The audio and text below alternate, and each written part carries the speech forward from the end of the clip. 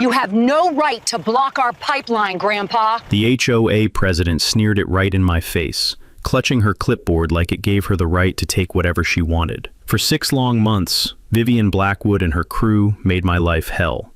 Fake violations, threatening letters, court threats, all because I refused to hand over an easement for their $200,000 water project. They laughed. They bullied. They started digging anyway. What they never bothered to check, my grandfather didn't just leave me the land. He left me the deed to the entire Upstream lake, the only source of water feeding their whole damn pipeline. They were so sure they had already won. They had no idea what was coming. Justice, it turns out, tastes sweeter than the purest mountain spring water. Ever had an HOA try to steal what's yours? Drop your worst Karen story below. Who's the bully in your neighborhood? My name is Garrett Murphy, and 3 years ago, I thought moving to my grandfather's 47-acre property would finally give me some peace. Wrong. I'm 58, divorced, retired civil engineer. After 30 years designing water systems and a messy divorce that took half my savings, I needed somewhere quiet to rebuild my life. Grandfather's converted barn workshop seemed perfect. Mountain views, Lake Willow reflecting pine trees like a mirror every morning. That first cup of coffee on the deck, listening to loons call across still water while morning mist rose from the lake, pure peace. Lake Willow isn't just decorative. It's fed by mountain springs, 40,000 gallons of crystal clear water that's been the valley's heart since before Colorado was a state. Grandfather used to tell stories about how the Ute tribes considered it sacred, how early settlers fought over access rights. 3 generations of Murphys had protected this place. Then the McMansion invasion happened. 2019, developer bought the adjacent farmland, crammed 47 houses onto lots barely big enough for their 3-car garages. Suddenly, my quiet valley had an HOA with opinions about everything. Enter the villain, Vivian Blackwood. Picture this nightmare. 52, former pharmaceutical sales rep who treated every conversation like a hostile negotiation. White Mercedes always spotless despite dirt roads. Treats HOA presidency like she's running a Fortune 500 company. The woman carries a clipboard everywhere. Church, grocery store, her own driveway during neighborhood inspections. First encounter, Saturday morning, 8 a.m. Click, click, click across my gravel and designer heels that probably cost more than my monthly utilities. Mr. Murphy, Vivian Blackwood, HOA president. We have exciting plans. The fake smile. Business casual on weekends. That nasal voice that somehow carries across half the county when she's lecturing neighbors about property standards and community values. She spreads out architect drawings. Willowbrook Falls, this gaudy artificial waterfall with LED lighting and decorative stonework that looked like a Vegas hotel threw up on a Home Depot display. We're planning a community water feature to boost everyone's property values. The preliminary survey shows optimal flow from your lovely pond directly to our community park. Just need a tiny easement, maybe 30 feet, to run the pipeline. Tiny easement. Like I should thank her for only stealing part of my family's legacy. Mrs. Blackwood, I'm not interested in any easement discussions.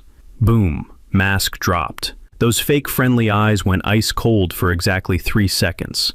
Then the smile snapped back into place like a bear trap resetting. Well, I'm sure once you understand how this benefits the entire community, you'll reconsider.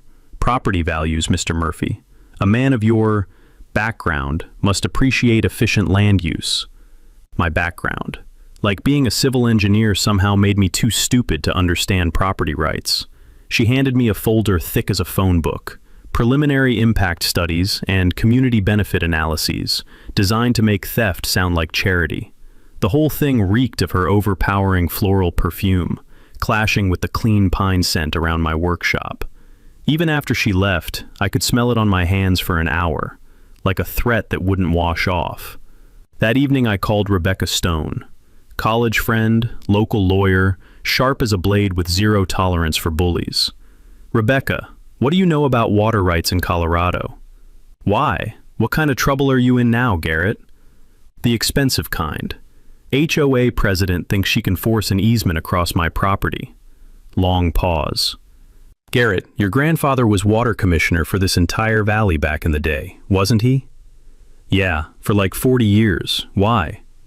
Just curious.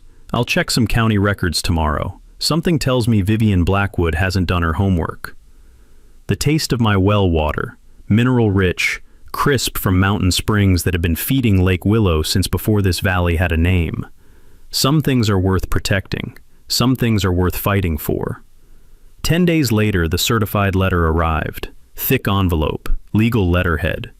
Sterling and Associates, attorneys at law, in gold-embossed letters, screaming expensive intimidation. 3 pages of legal jargon demanding my response regarding eminent domain proceedings for public benefit water access rights. They claimed Vivian's HOA had community water rights and authority to acquire necessary easements through judicial process. Translation: give us your land or we'll steal it in court. The packet included architect renderings of completed Willowbrook Falls, LED waterfall cascading over fake rocks, walking paths with benches, decorative bridges spanning my property line, my land, their theme park. I called Rebecca immediately. They can't actually do this, right? Let me see that letter. Papers rustling. Sterling and Associates. Garrett, I remember these clowns from the Henderson drainage case 2 years ago. What happened there? Judge threw out their eminent domain claim in 15 minutes. Turns out HOAs can't just declare themselves government entities when they want someone's property. Sterling lost so badly the judge sanctioned them for frivolous legal theories. Suddenly, Vivian's scary legal threat looked like a paper tiger with expensive letterhead. My engineering background kicked in. When someone threatens you with fake authority, you counter with real documentation. Next morning, county courthouse. That limestone building smelling like dust and decades of bureaucratic battles. I need every property record for the Murphy land dating back to 1924. Mrs. Henderson behind the counter lit up. Murphy? You're Tom Murphy's grandson. That man understood water systems better than anyone in the valley. She disappeared into basement archives, returning with boxes untouched for years. Deeds, water rights certificates, survey maps, hand-drawn and fountain pen. The musty smell of old documents mixed with growing excitement as I photocopied everything. Colorado water law from my engineering courses. First in time, first in right. Whoever established water rights first wins, period. Doesn't matter what gets built later. Senior rights are bulletproof. My family's water rights certificate, dated 1931. Vivian's fancy development, built 2019. 88-year head start. Legal, game over. But the real bombshell was buried in the 1987 professional survey that Vivian's team had apparently never bothered to read. Lake Willow sits entirely on Murphy property.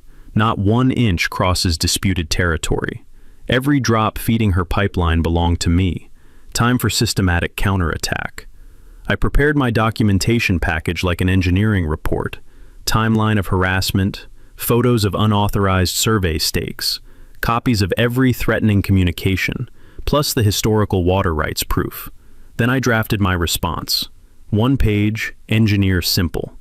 Mrs. Blackwood, Lake Willow and all associated water rights remain exclusively on private Murphy property, per county survey dated 1987.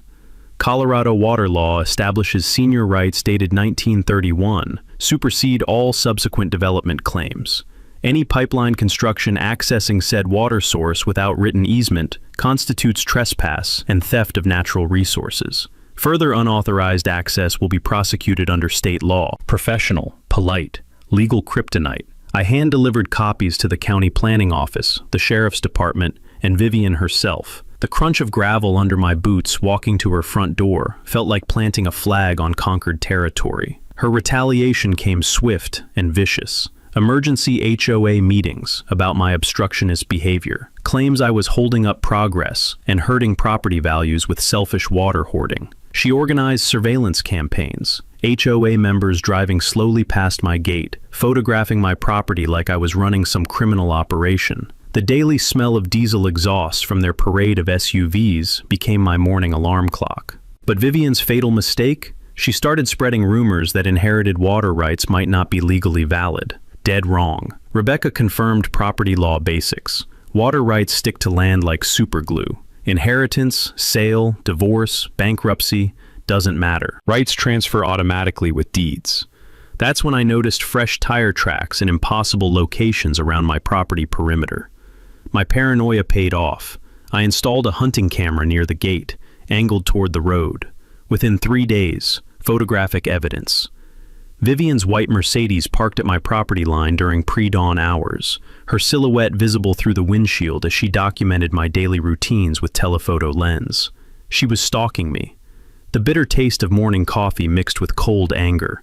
This wasn't about easements anymore. This was personal warfare against a woman who'd never been told no in her entitled pharmaceutical sales career. But Vivian had made a critical tactical error. Harassment campaigns work on people who don't understand systems. I'd spent 30 years designing infrastructure under pressure, learning patience, letting opponents reveal weaknesses before striking back. The sound of her Mercedes engine idling outside my gate each morning became music to my ears. Because every boundary she crossed, every rule she broke, every escalation she chose, was another piece of evidence for the systematic response I was building. She thought she was hunting helpless prey. She had no idea she'd declared war on someone who understood exactly how to turn natural forces into controlled weapons. 2 weeks later, Vivian escalated to full psychological warfare. County code enforcement showed up at my door claiming anonymous complaints about my converted barn workshop, unpermitted structure, commercial activity in residential zone, septic violations. My 1952 grandfathered building that had survived every inspection for 70 years. I handed over original permits and the 1987 clearance documents. The officer flipped through pages, looking increasingly uncomfortable.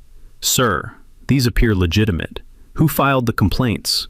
Anonymous tip line. Anonymous my ass.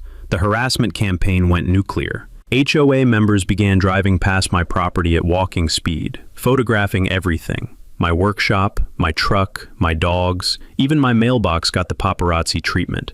The sound of engines downshifting as they crawled past became my daily torture soundtrack.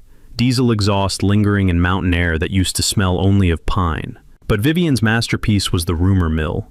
Dangerous recluse hoarding water during drought.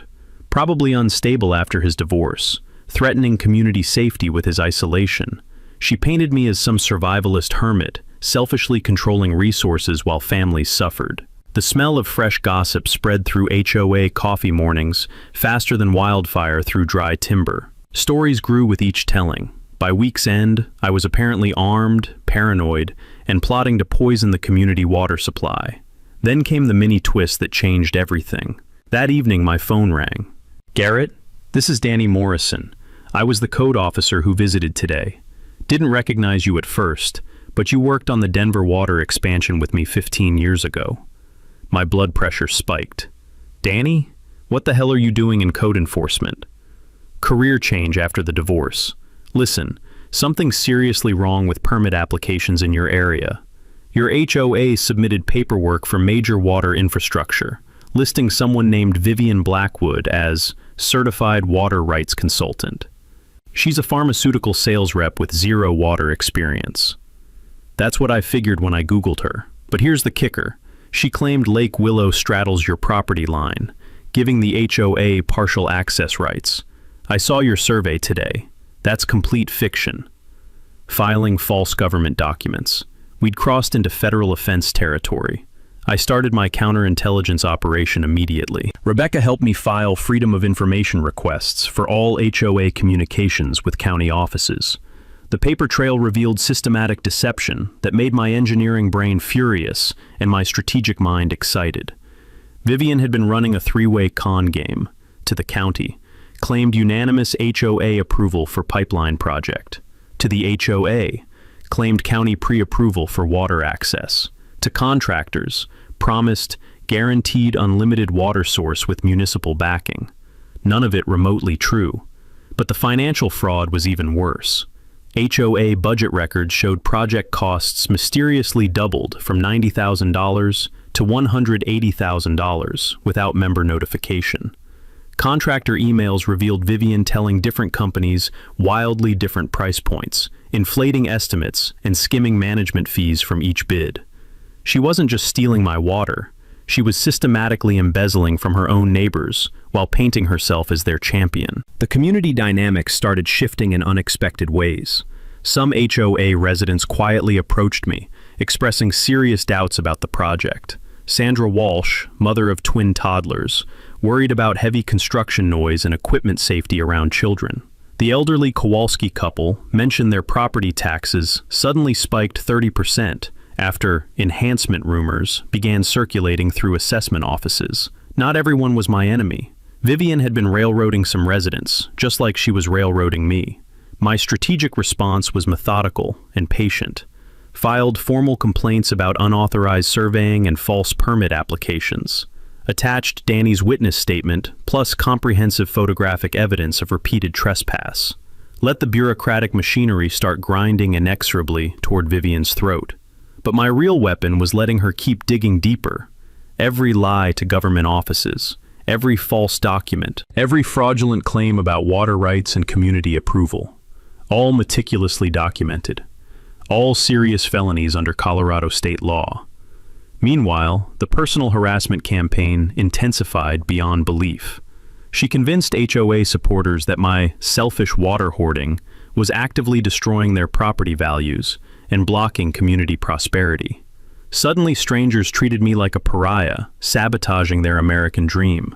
The bitter taste of social isolation mixed with morning coffee as I watched former neighbors cross streets to avoid conversation, their faces twisted with manufactured resentment. But Vivian's desperation led to her biggest tactical mistake. She began pressuring county commissioners through her husband's extensive insurance connections. Richard Blackwood's agency held lucrative contracts covering several county departments and municipal services. Reviewing coverage options became thinly veiled code for approve our permits or lose your insurance protection. Corruption, bribery, abuse of public office for private gain. That's when I knew she was completely finished. The evening air carried the scent of pine needles and approaching storm clouds as I sat on my deck watching Vivian's Mercedes cruise past for the 4th time that day. She thought she was applying relentless pressure, wearing me down through constant surveillance and systematic community isolation. She had no idea she was providing comprehensive evidence for federal prosecutors who take very dim views of insurance fraud and falsified government documents. 3 weeks into October, Vivian crossed the line from harassment to outright intimidation. She hired a private investigator, not for the HOA, for herself, paying cash to dig up dirt on my divorce, my finances, anything that could be weaponized against me.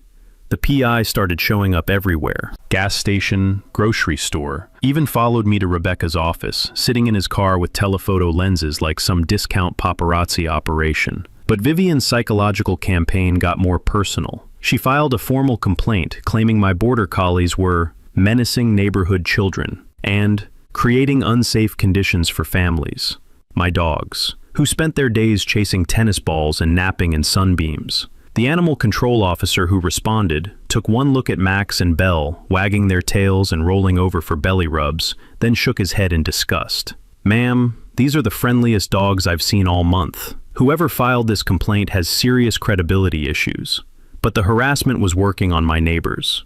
Parents started pulling their kids inside when I walked past. The mail carrier began leaving packages at the road instead of my door. Even the UPS driver treated me like I might be building bombs in my workshop. The smell of fear became as thick as morning fog rolling across the lake. Then came the mini twist that revealed how deep this conspiracy ran. The private investigator called me directly. "Mr. Murphy? This is Jake Henley, licensed investigator. I need to speak with you about Vivian Blackwood." My blood went cold. "What about her?" "She hired me to find criminal or financial dirt on you. When I told her you're clean as fresh snow, she offered me a bonus to fabricate evidence." I almost dropped the phone. "She asked you to manufacture fake evidence? $5,000 cash to create false documentation about gambling debts or tax problems. When I refused, she threatened to report me to the state licensing board for inadequate investigation services." Jake turned out to be Rebecca's ex-husband. Small world, big coincidences. "Rebecca doesn't know I'm calling," he continued, "but this woman is dangerous. She's also been approaching other rural property owners with similar partnership offers." A pattern emerged that made my engineering brain click into high gear. Vivian wasn't just targeting me. She was systematically identifying properties with water features, pressuring owners into development partnerships that transferred resource rights to HOA control. Two families had already buckled under pressure, selling water access rights for 20 cents on the dollar just to end the harassment.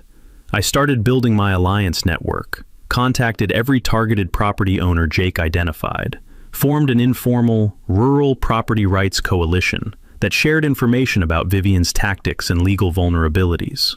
The group included Judge Patricia Herrera, retired but still sharp, local contractor Mike Santos, and organic farmer Elena Rodriguez, who understood irrigation law better than most lawyers. We met at Rebecca's office on Wednesday evenings, the taste of cheap coffee mixing with determination as we planned our collective defense.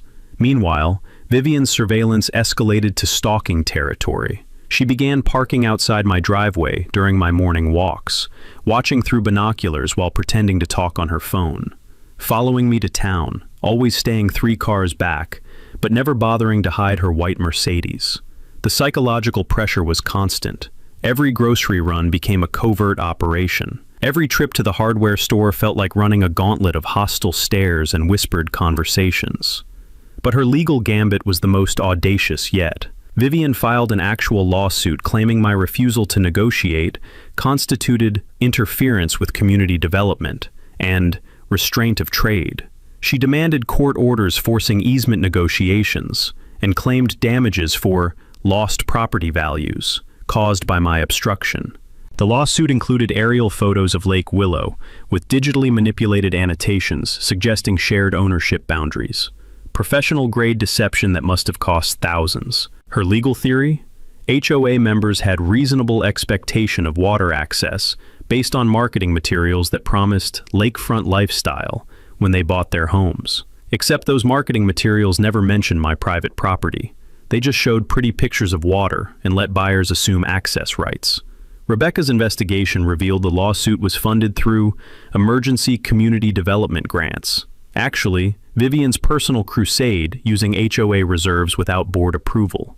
We also discovered her husband's insurance agency stood to profit from every construction contract, creating a massive conflict of interest she'd never disclosed. The physical reconnaissance phase began that week. Using skills learned during hunting season, I started observing HOA construction planning meetings through community center windows, watching Vivian point at maps, gesture toward my property, and promise contractors guaranteed access to unlimited water.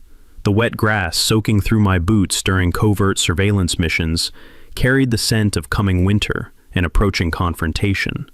Distance conversations revealed timeline pressure, emergency water access, backup reservoir options, alternative sources if negotiations fail. She was preparing for war while publicly pretending to negotiate peace. That's when I began my own physical preparation phase. Started routine fall maintenance on Lake Willow's outflow system, installing what looked like water quality monitoring equipment but was actually infrastructure for something much more dramatic.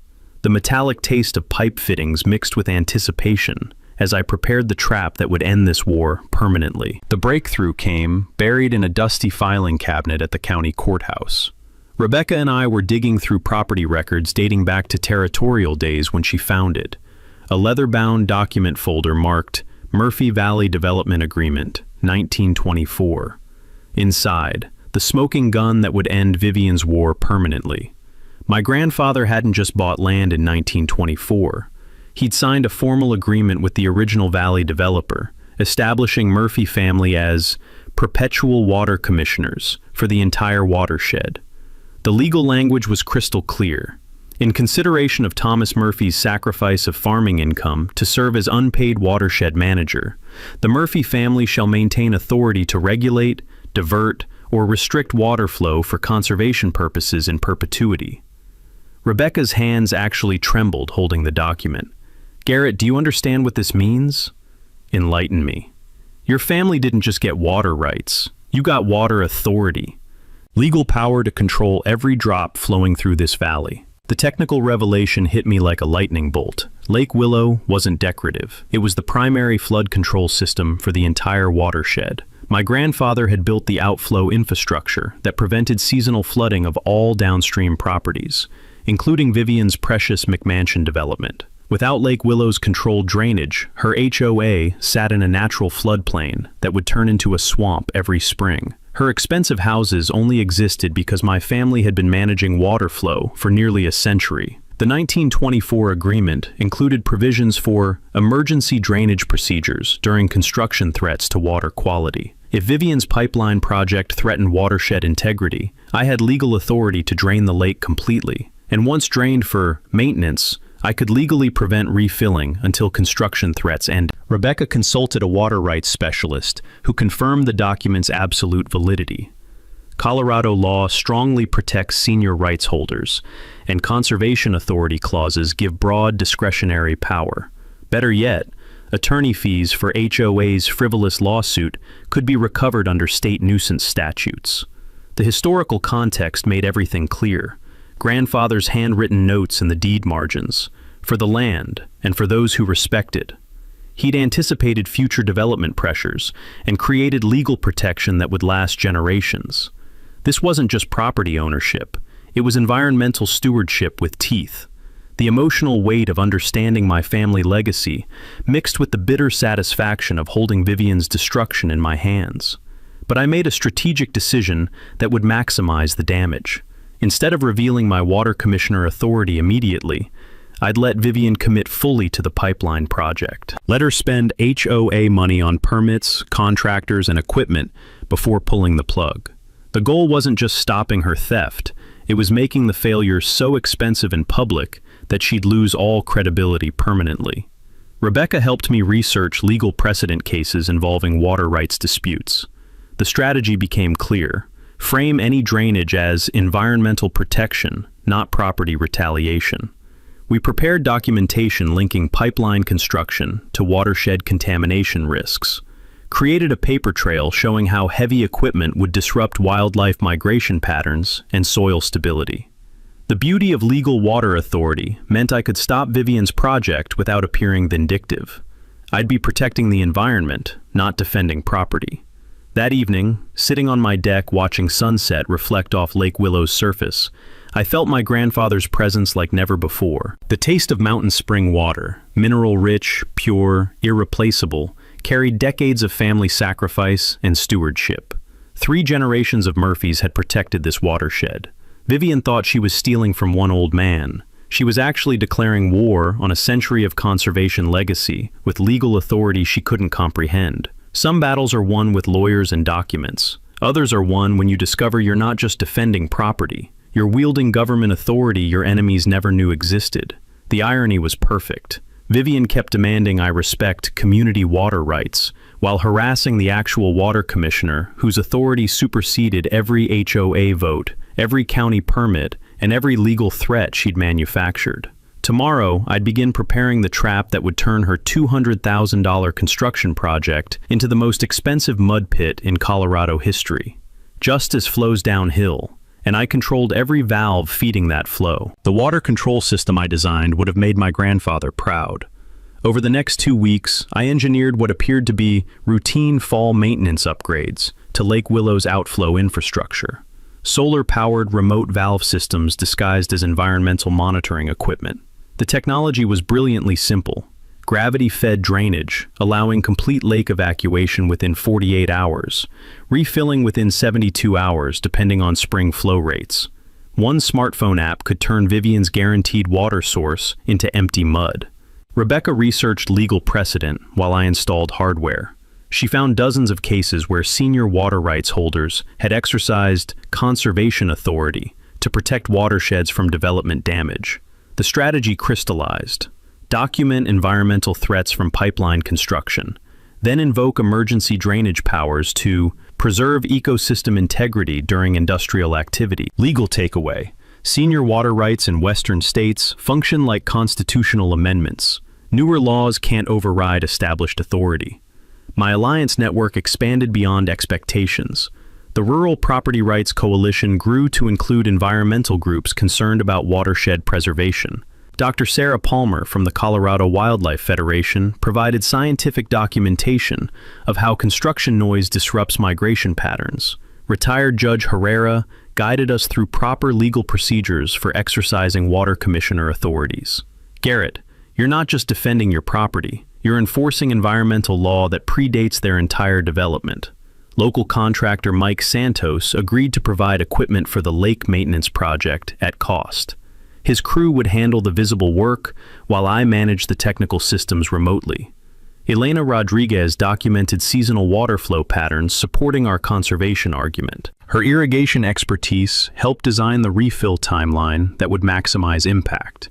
The physical trap preparation felt like engineering poetry. I installed cellular-controlled valve assemblies during normal winterization routines, hidden within existing infrastructure that had operated unchanged for decades. Backup manual controls integrated seamlessly with grandfather's original design. Every morning, I photographed pristine lake conditions, crystal water reflecting autumn colors, wildlife feeding undisturbed, perfect ecosystem balance, creating a visual record of what pipeline construction would destroy.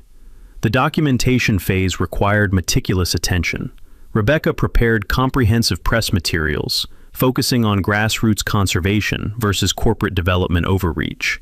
Environmental reporters at the Denver Post and Colorado Springs Gazette received background briefings about watershed protection and rural property rights. We developed social media campaigns highlighting the David versus Goliath narrative, century-old family stewardship against HOA greed and government corruption.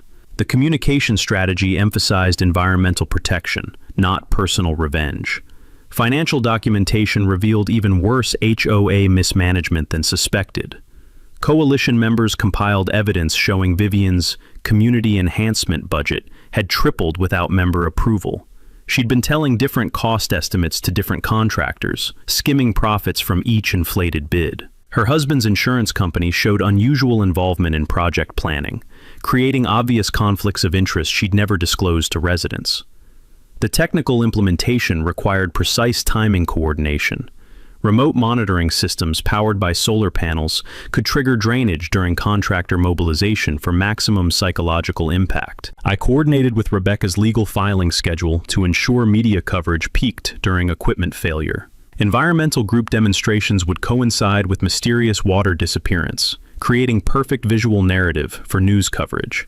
The psychological preparation was equally important. I practiced explaining technical water management concepts in simple terms for media interviews, rehearsed calm, authoritative responses to Vivian's inevitable accusations of sabotage and environmental terrorism, prepared visual aids showing historical water rights documentation and environmental benefits of controlled drainage, mental preparation for temporarily becoming a public figure in a property rights battle that would attract statewide attention. Community outreach began subtly but effectively. I started informal conversations with HOA residents who'd privately expressed doubts about the pipeline project, sharing historical information about watershed management without revealing the full strategy. Established relationships with local media through letters to editors about rural property preservation, planted seeds for broader community support when the conflict went public. The engineering elegance satisfied my professional pride.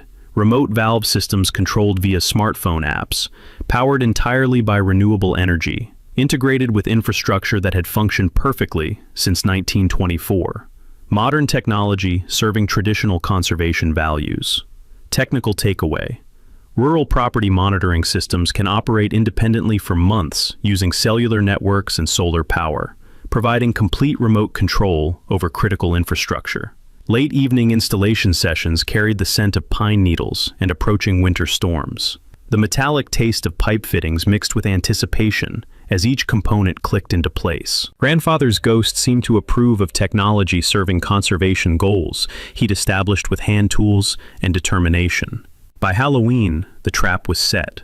Vivian's construction timeline called for equipment mobilization the first week of November. Perfect timing for demonstrating what happens when you declare war on someone who controls the thing you need most. The taste of revenge would be sweeter than mountain spring water, especially when mixed with the sound of diesel engines choking to death in fresh mud. November arrived with Vivian's full commitment to her doomed pipeline project. The HOA board meeting, where she railroaded final approval, was a masterpiece of manipulation and financial fraud.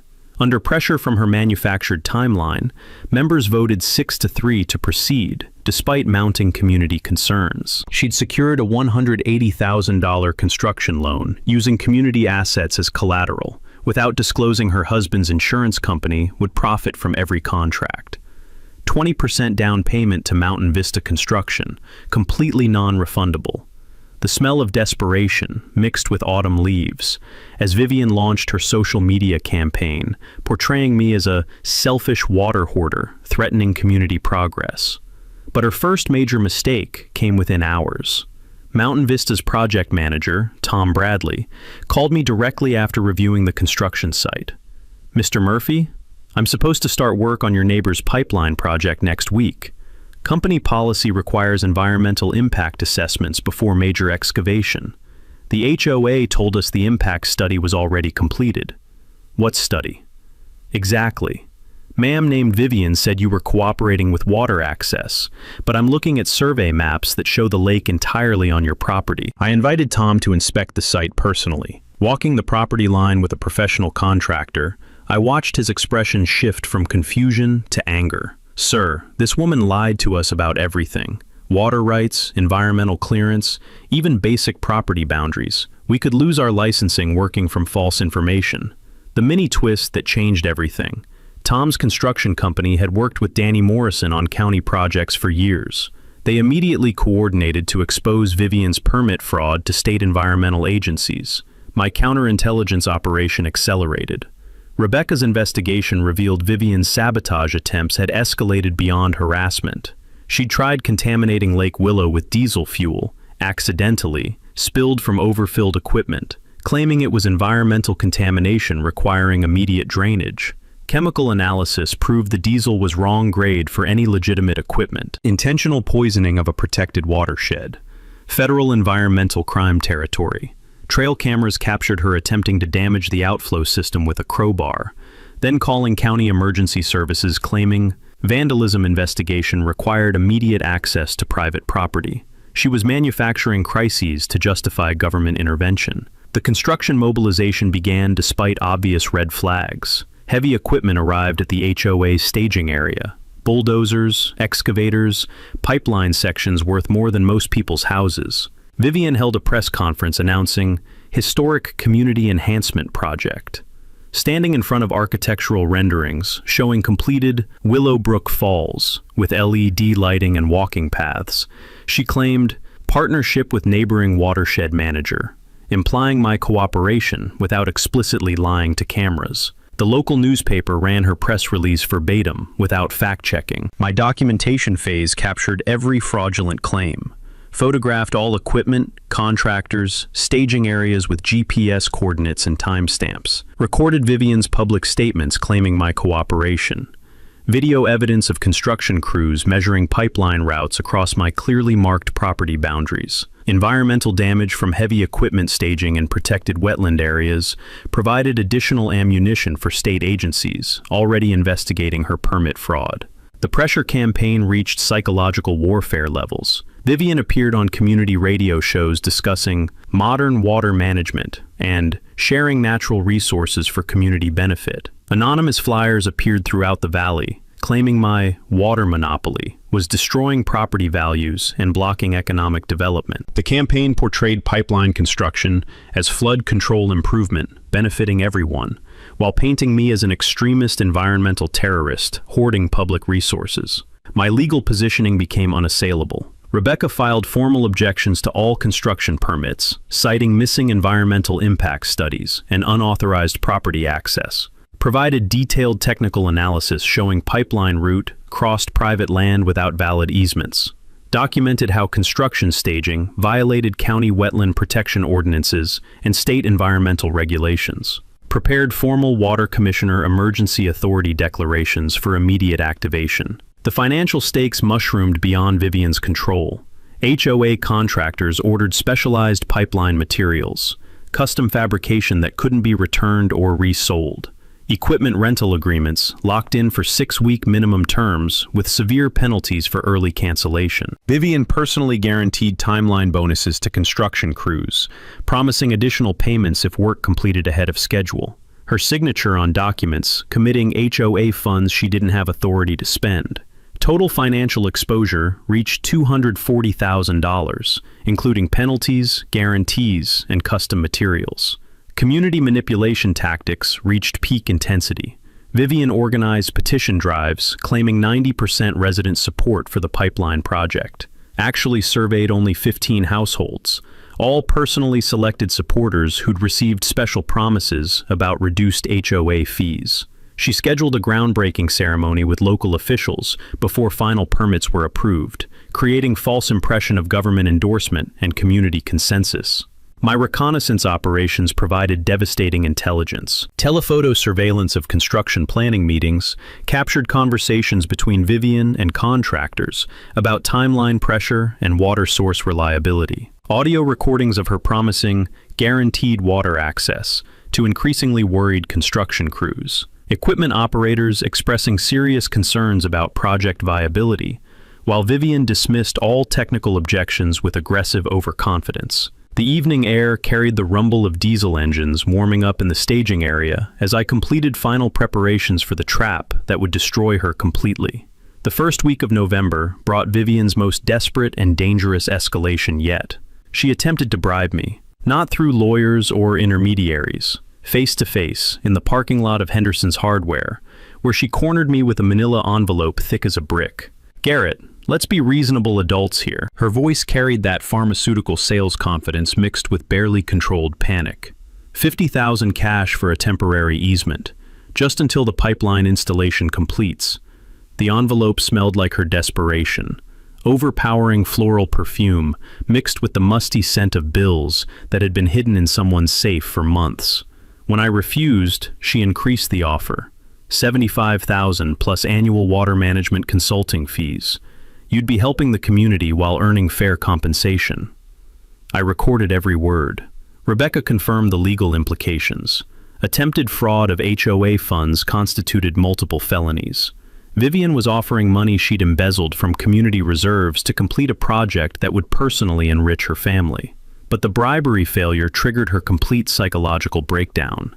The smear campaign escalated to character assassination. She hired a local blogger to write hit pieces about my anti-development extremism and dangerous obsession with property control. Spread rumors about my mental health, claiming divorce trauma had created paranoid delusions about property rights. Filed a restraining order petition, claiming I'd threatened construction workers with physical violence. Complete fabrication based on me asking trespassers to leave my land. The harassment became stalking. Vivian began parking outside my gate during morning walks, watching through binoculars while pretending to conduct important phone calls, following me to town, staying 3 cars back but making no effort to hide her white Mercedes. The psychological pressure was constant and calculated. Then came the false flag operation that revealed her complete moral bankruptcy. She staged an environmental emergency, claiming beaver dams upstream threatened catastrophic flooding of downstream properties. Called County Emergency Services demanding immediate flood prevention measures,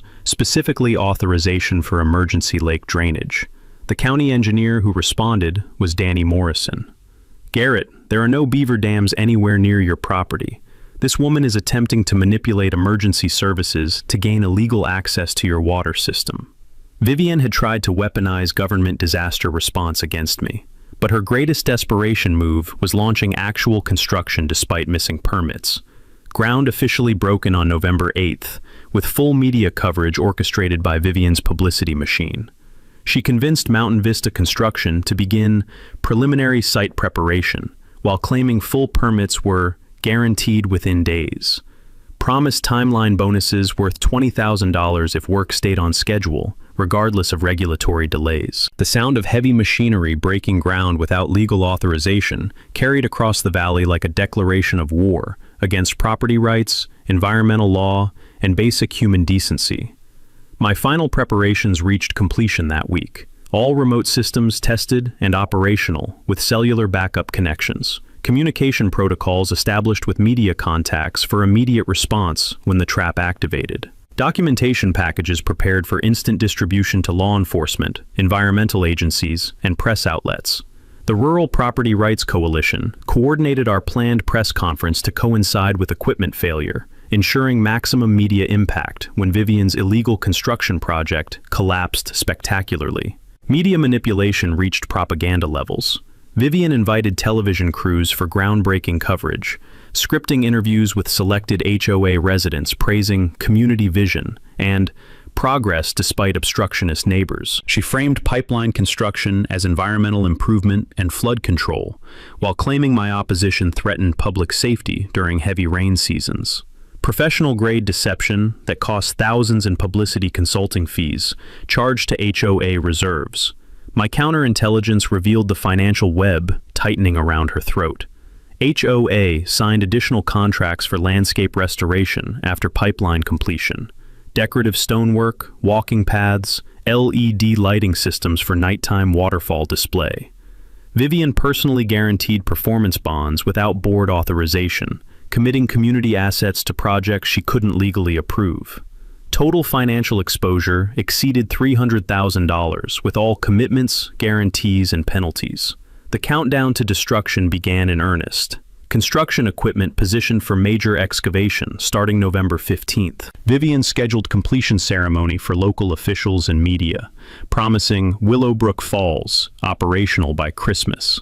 HOA members received special assessment notices for project overruns, additional fees to cover cost escalations Vivian had hidden from original budget presentations. Contractors expressed increasing anxiety about water source guarantees as November storms began filling the valley with uncertainty about weather delays and environmental complications. The wet scent of approaching winter mixed with diesel exhaust as equipment operators prepared for the excavation that would expose Vivian's fundamental mistake. She'd built her entire project around accessing water she didn't control, couldn't legally obtain, and never had permission to touch. Tomorrow morning, I'd show her what happens when you declare war on someone who holds the thing you need most, and has legal authority to take it away with the press of a button. November 15th, 6:47 a.m. The trap finally sprung. From Rebecca's office in town, I pressed the button on my smartphone app. 18 miles away, solar-powered valves opened silently in the pre-dawn darkness. By the time Mountain Vista's construction crews arrived for major excavation, Lake Willow was dropping at 18 inches per hour. The confused radio chatter started immediately. "Dispatch, we've got a problem at the Willowbrook site. The water source is disappearing." Tom Bradley called Vivian's emergency number at 7:15 a.m., his voice carrying 3 decades of construction experience and absolute bewilderment. "Ma'am, your guaranteed water supply just vanished. Lake dropped 4 feet overnight. We can't run pipeline to an empty hole." Vivian's response was pure panic disguised as authority. "That's impossible. There must be equipment malfunction or illegal sabotage. Continue with excavation as planned." By noon, Lake Willow resembled a moonscape. 40,000 gallons of water transformed into empty mud basin, surrounded by expensive construction equipment that suddenly had nothing to connect to. The emergency HOA meeting called for 2 p.m. packed the community center beyond fire code limits. I arrived with Rebecca, carrying a leather briefcase containing documents that would end Vivian's reign permanently. Local news crews followed, having received anonymous tips about environmental crisis at luxury development site. Vivian stood at the front podium, her usual composed authority replaced by barely controlled hysteria. "Ladies and gentlemen, we're experiencing coordinated environmental terrorism designed to sabotage our community enhancement project." She pointed directly at me. "This man has illegally drained our water source through sabotage and extremist environmental obstruction." Time for the mic drop moment that would destroy her forever. I stood slowly, letting the packed room fall silent. Rebecca handed me the 1924 Water Commissioner Agreement, century-old document that trumped every HOA vote, every county permit, every legal threat Vivian had manufactured. "Mrs. Blackwood, I'd like to introduce myself properly." My voice carried 30 years of engineering authority and 3 generations of family stewardship. My name is Garrett Murphy, and I am the legally appointed water commissioner for this entire watershed. I have held this authority since inheriting it from my grandfather in 1987. Gasps from the crowd. Vivian's face drained of color faster than her precious lake. Under Colorado revised statutes and the 1924 Valley Development Agreement, I have legal authority to regulate, divert, or restrict water flow for conservation purposes. Your pipeline project threatens watershed integrity, so I exercised emergency drainage protocols this morning. Rebecca distributed copies of the historical documents to news crews while I continued. Lake Willow isn't just decorative water, Mrs. Blackwood. It's the primary flood control system protecting every property in this valley, including yours. Without my family's century of unpaid watershed management, your expensive development would flood every spring. The room erupted in chaos. Vivian screamed accusations of conspiracy and environmental extremism, demanding HOA members support lawsuits against water terrorism and property rights abuse. But her own supporters were already calculating financial disaster. $300,000 in commitments, non-refundable deposits, equipment rental penalties, custom pipeline materials that couldn't be returned or resold. Judge Herrera stood from the back row, her retired authority still commanding instant attention. Mrs. Blackwood, Water Commissioner authority predates your HOA by nearly a century. Mr. Murphy's actions are not only legal, they're environmental protection required by state law. County Sheriff Martinez arrived in response to Vivian's emergency terrorism calls, but Danny Morrison had briefed him about the legal situation. Ma'am, Mr. Murphy has provided proper documentation of his water authority. No crimes have been committed except possibly by individuals filing false police reports. Environmental enforcement officers documented construction violations and unpermitted wetland disturbance, while news crews captured footage of empty lakebed surrounded by useless heavy machinery. Vivian's final desperate play was demanding community support for personal lawsuits against environmental extremists destroying property values. The community center erupted in arguments as HOA members finally understood the true cost of her unauthorized financial commitments and systematic deception. She stormed out when residents began demanding her immediate resignation and full financial audit of project expenditures. The visual impact was devastating for evening news coverage. Drone footage showed empty lake beds surrounded by expensive idle equipment, while confused contractors loaded machinery for transport to paying jobs. Headlines wrote themselves. HO, a president's illegal pipeline stopped by century-old water rights. Environmental steward drains lake to protect watershed from development. Property rights trump HOA authority in Colorado water war. Within hours, every contractor had demobilized pending legal resolution. Environmental groups organized victory celebrations. Property rights advocates used the story for legislative testimony about individual versus collective authority. That evening, I sat on my deck watching stars reflect in rapidly refilling Lake Willow, as mountain springs restored the ecosystem Vivian had tried to steal. The taste of justice was indeed sweeter than pure mountain water, especially when mixed with the sound of silence, where diesel engines used to rumble. Justice flowed downhill, faster than spring snowmelt. The HOA board voted unanimously to remove Vivian as president within 48 hours. Emergency audit revealed $85,000 in unauthorized spending and contract commitments that violated every fiduciary duty imaginable. Criminal charges followed immediately. Attempted bribery of a government official, fraud of community funds, filing false environmental reports, and conspiracy to obtain property through deception. Her husband's insurance agency lost county contracts when conflict of interest investigations revealed the scope of their coordinated corruption. The pipeline project died completely, with contractors paid cancellation fees that bankrupted the HOA's enhancement budget for the next decade. But the real victory was environmental and community healing. Over 3 days, I refilled Lake Willow to community celebration that felt like Independence Day and Christmas combined. Families gathered on public shores, watching crystal water return. Children splashing in shallows their parents thought they'd lost forever. The county declared my property a critical watershed management zone, providing legal protection against future development pressure. Environmental groups established the annual Watershed Steward Award, recognizing private citizens who protect natural resources from corporate exploitation.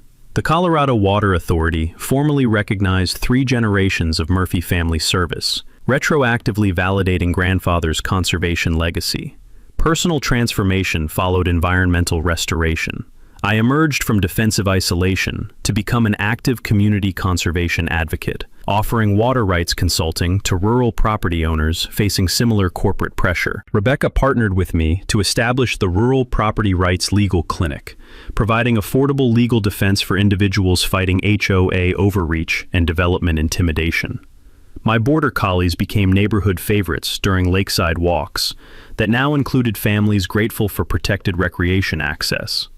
The Lake Willow Conservation Trust launched that spring as a nonprofit managing watershed protection in perpetuity. Annual scholarship program for environmental science students. Educational programs teaching water rights and rural property management. The community festival celebrating conservation and property rights drew visitors from across Colorado, generating ecotourism revenue that far exceeded Vivian's promised pipeline benefits. Vivian's complete downfall satisfied every aspect of natural justice. Forced to sell her Mercedes to pay legal fees and restitution to bilked HOA members. Resigned from all community positions amid ongoing federal investigations.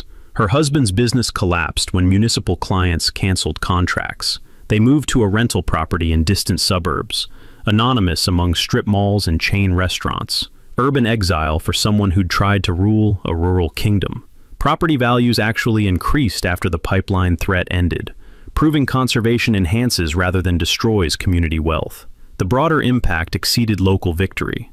Our case became legal precedent for rural property rights throughout Colorado and neighboring states. Environmental law students study drainage as conservation strategy in universities nationwide. Property rights advocacy groups use our story for legislative testimony about protecting individual authority against collective pressure. Other communities adopted watershed protection ordinances based on our successful model of private stewardship serving public benefit. Personal healing came through purposeful community connection rather than defensive isolation. Morning coffee rituals now include watching families enjoy recreational access to water my grandfather protected for a century. The sound of children's laughter echoing across the lake replaced diesel engine rumbles and legal threats. Rebecca's next case involves a city planning commission versus a beekeeper whose agricultural exemptions trump zoning violations. Another David versus Goliath story where individual rights defeat bureaucratic overreach. The taste of well water remains mineral-rich and irreplaceable, carrying Mountain Springs' eternal promise that some things are worth protecting, regardless of corporate pressure or community politics. Final reflection brings deep satisfaction mixed with continued vigilance. Environmental stewardship requires active protection, not passive inheritance. Legal rights without enforcement become meaningless paper. Individual property rights protect everyone's freedom against collective tyranny. The scent of pine needles and fresh water remains unchanged despite months of conflict, proving that determined conservation can preserve natural legacy for future generations. Some battles are won through patience, preparation, and legal knowledge rather than emotional reaction. Others are won when you discover that protecting your family's legacy serves the entire community's long-term benefit.